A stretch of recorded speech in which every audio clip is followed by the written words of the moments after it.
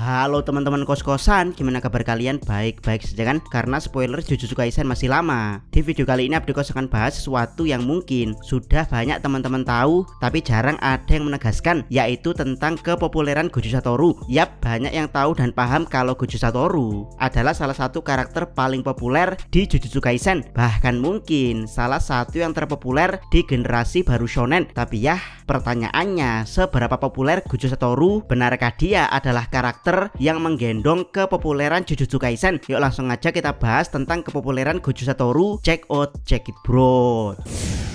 Pertama, kepopuleran sebagai yang terkuat. Yap, Gojo adalah orang pertama yang dimention GG Akutami sebagai karakter paling kuat di Jujutsu Kaisen. Pernyataan GG ini resmi karena dia memention Gojo sebagai yang terkuat saat memberikan penjelasan tentang teknik limitless. Dan ya, pernyataan resmi ini bertahan sangat-sangat lama sampai akhirnya dikoreksi oleh GG Akutami di chapter awal sebelum Gojo melawan Sukuna. Jika yang dimaksud Gojo yang terkuat adalah Gojo yang terkuat di era modern. Jadi jika semua penyihir yang ada di era modern dikumpulkan lalu diadu dengan Gojo satu persatu, maka tidak ada yang bisa mengalahkannya. Sementara Sukuna adalah yang terkuat sepanjang sejarah. Jadi jika semua penyihir yang ada sebelum Gojo terlahir dikumpulkan lalu disuruh lawan Sukuna satu persatu, maka Sukuna lah pemenangnya. Itulah kenapa sebelum pertarungan Gojo bilang kalau Sukuna adalah penantangnya, karena dia bangkit melewati ribuan tahun hanya untuk menemukan sosok terkuat seperti Gojo Satoru. Tapi ya, karena konfirmasi dari GG Akutami terlalu lama, maka kepopuleran Gojo sebagai yang terkuat terlalu melekat sehingga sulit sekali memisahkan kata Gojo Satoru dengan kata yang terkuat. Bahkan saking melekatnya, banyak fans militan Gojo yang menempatkan Gojo sebagai karakter yang kuatnya melebihi universe Dragon Ball. Padahal universe Jujutsu Kaisen dalam pertarungan levelnya baru sebatas kota, sementara dalam hal teror baru bisa satu negara. Tapi ya,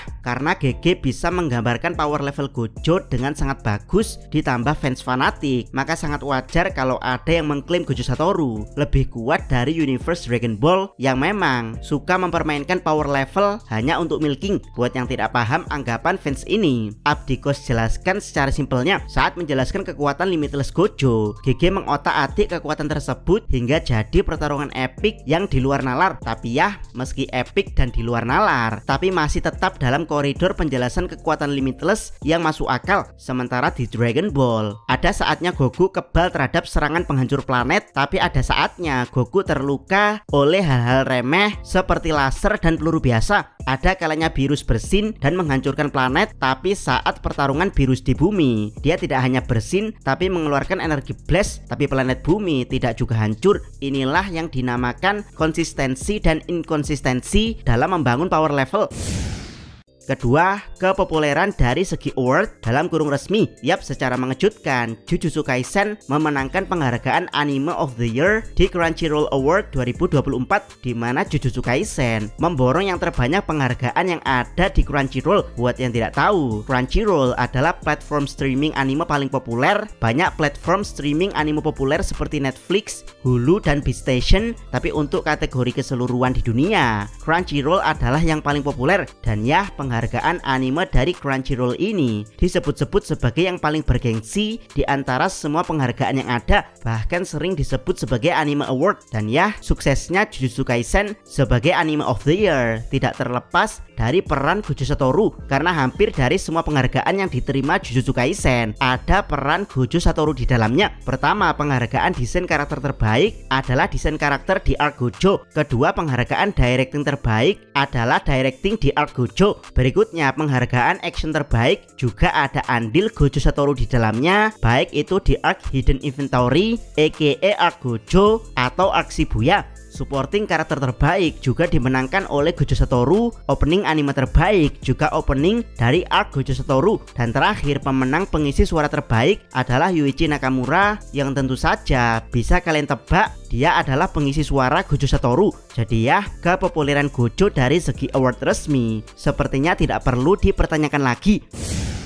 Ketiga, kepopuleran secara tidak resmi. Yap, itu yang resmi ya. Di luar sana banyak sekali polling tidak resmi yang diadakan oleh website, grup atau fanpage anime tentang karakter anime paling populer. Nama Gojo Satoru selalu muncul, apapun nama pollingnya, Gojo pasti ada di situ. Entah itu dia keluar sebagai pemenang atau tidak, tapi yang jelas nama Gojo Satoru selalu konsisten hadir mengisi karakter populer di anime. Bahkan kalau kalian mengetik di Google karakter anime populer, maka Google akan merekomendasikan Gojo di urutan pertama. Karena apa? Karena pencarian karakter Gojo di Google selalu ramai, bahkan kata kunci yang ada kata Gojonya kebanyakan menjadi trending di media sosial. Di Twitter hampir setiap minggu pertarungan Gojo versus Sukuna selalu menjadi trending.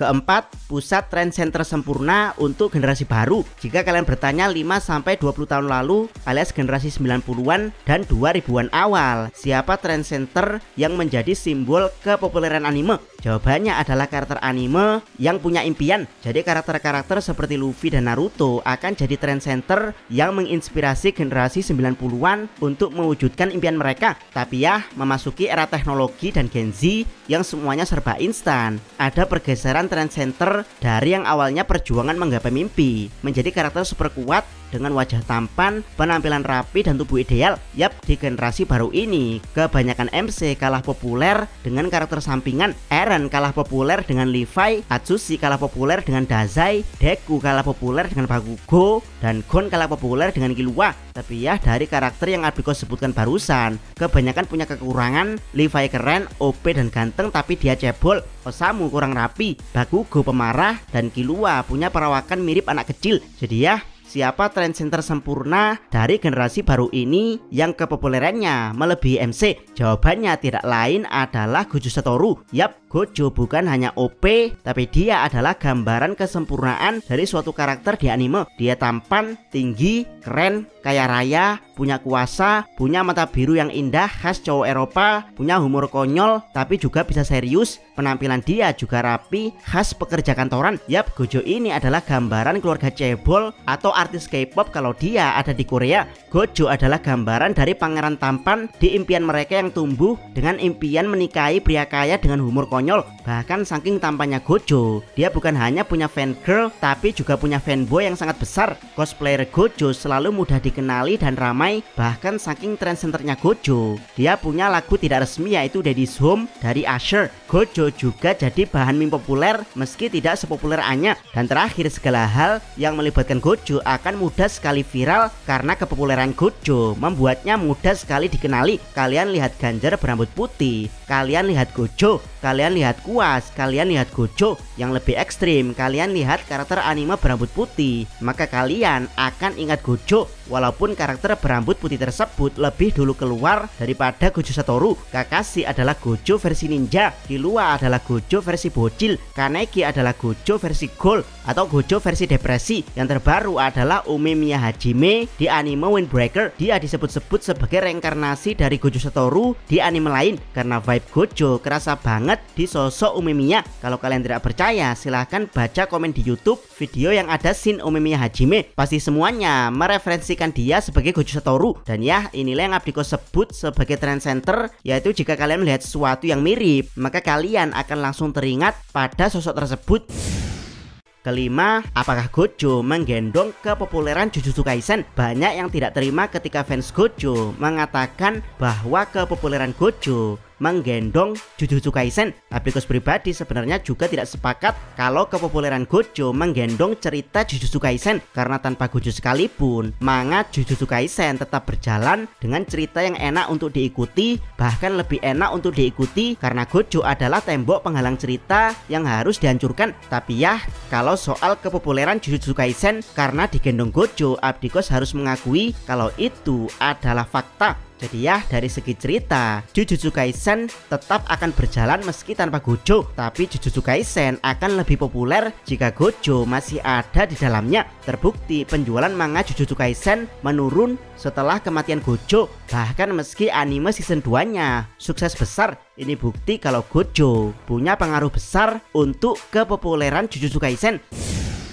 Keenam, paling populer setelah kematian. Yap, polling resmi keempat Jujutsu Kaisen sudah keluar dan secara mengejutkan Gojo menjadi karakter paling populer mengalahkan Megumi dan Yuji. Buat yang tidak tahu, di 3 polling sebelumnya Gojo tidak pernah di posisi pertama tapi selalu masuk 3 besar. Tapi entah kenapa setelah kematiannya kepopuleran Gojo malah meningkat drastis. Mungkin ini karena pengaruh volume terbaru Jujutsu Kaisen yang masih membahas pertarungan Gojo versus Sukuna. Tapi ya, kematian Gojo sebenarnya sudah sangat viral dan sudah terjadi lama, jadi mustahil untuk tidak mengetahui tentang kematian Gojo. Tapi kenapa dia masih menjadi yang paling populer? Inilah misteri yang sulit dipecahkan dari sosok Gojo Satoru. Kepopulerannya bukan hanya karena dia yang terkuat, dia menang atau dia kalah, tapi sesimpel karena dia adalah Gojo Satoru. Jangan lupa subscribe Notakos dan jangan lupa share video ini. Salam Mi.